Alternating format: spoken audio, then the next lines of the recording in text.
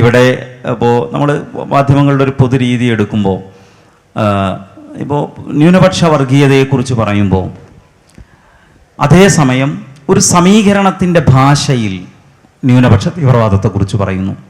ഇപ്പോൾ കേരളത്തിൻ്റെ ഒരു പശ്ചാത്തലം നമ്മൾ ശരിക്കെടുത്ത് പരിശോധിക്കുമ്പോൾ ഒരു ബാബരി ധ്വംസനത്തിന് ശേഷം ചില ഒറ്റപ്പെട്ട ശബ്ദങ്ങളും ന്യൂനപക്ഷ വിഭാഗങ്ങളിൽ നിന്നുള്ള ചില പ്രതികരണങ്ങളൊക്കെ ഉണ്ടായിട്ടുണ്ട്. പക്ഷേ ഇപ്പോഴത്തെ ഒരു അവസ്ഥ ഒരുപക്ഷെ അത്ര പോലും ഇല്ലാത്ത ഒരു സംഗതിയാണ് ഈ ന്യൂനപക്ഷത്തിൻ്റെ ഭാഗത്തു നിന്നുണ്ടാകുന്ന തീവ്രവാദ സ്വരങ്ങൾ എന്ന് പറയുന്നത്. വലിയൊരു വിഭാഗം ആളുകളും ഇവിടുത്തെ ജനാധിപത്യ മതേതര ചേരിയോടൊപ്പം നിൽക്കണമെന്ന് ചിന്തിക്കുന്നതാണ്.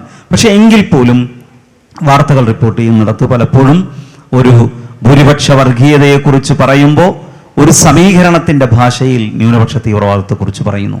ഇതെന്തുകൊണ്ട് ഇങ്ങനെ സംഭവിക്കും? എനിക്ക് ഒരു മാധ്യമപ്രവർത്തനമായതുകൊണ്ട് ഇവിടെയുള്ള ചോദ്യങ്ങൾക്ക് ഒരു അധികമായ ഭാരമൊന്നുമില്ല. ഞാൻ സ്വയം തന്നെ ഒരു നല്ല മാധ്യമ വിമർശകനാണെന്ന് കരുതുന്ന ഒരാളാണ്.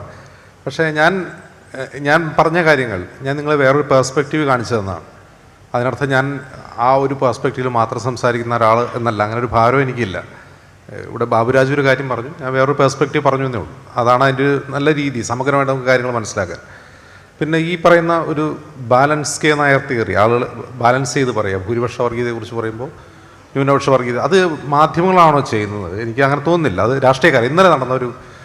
ഇന്നലെ കാന്തപുരം AP അബൂബക്കർ മുസ്ലിയാരുടെ ഒരു യാത്രയുടെ സമാപന വേദിയിൽ മുഖ്യമന്ത്രി പിണറായി വിജയൻ സംസാരിച്ചപ്പോൾ ഇത് തന്നെയാണ് പറഞ്ഞത്.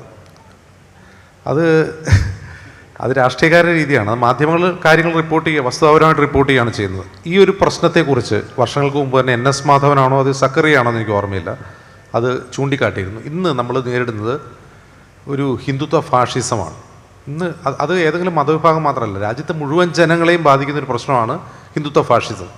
നിങ്ങൾ ഹിന്ദുത്വ ഫാഷിസത്തെ എതിർക്കുമ്പോൾ അതിനെ കൗണ്ടർ ചെയ്യാൻ വേണ്ടിയിട്ട് അല്ലെങ്കിൽ അതിനെ ബാലൻസ് ചെയ്യാൻ വേണ്ടിയിട്ട് നിങ്ങൾ ന്യൂനപക്ഷ വർഗീയതയെക്കുറിച്ച് സംസാരിക്കരുത്. കാരണം അത് രണ്ട് എൻറ്റയർലി ഡിഫറൻ്റ് ആയിട്ടുള്ള രണ്ട് പ്രശ്നങ്ങളാണ്.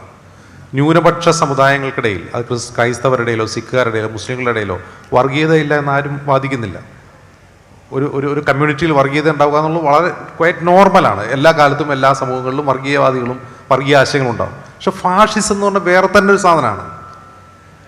ഈ ആളുകളുടെ ഒരു പ്രശ്നം ഫാഷിസം, വർഗീയത, സമുദായവാദം ഇത് മൂന്നും ഒന്നാണ് എന്ന് തെറ്റിദ്ധരിക്കുകയാണ്. ഫാഷിസവും വർഗീയതയും ഒന്നല്ല. ഫാഷിസം എന്ന് പറഞ്ഞാൽ ഒരു ടോട്ടലിറ്റേറിയൻ ആയിട്ടുള്ള ഒരു അധികാര രൂപമാണ്.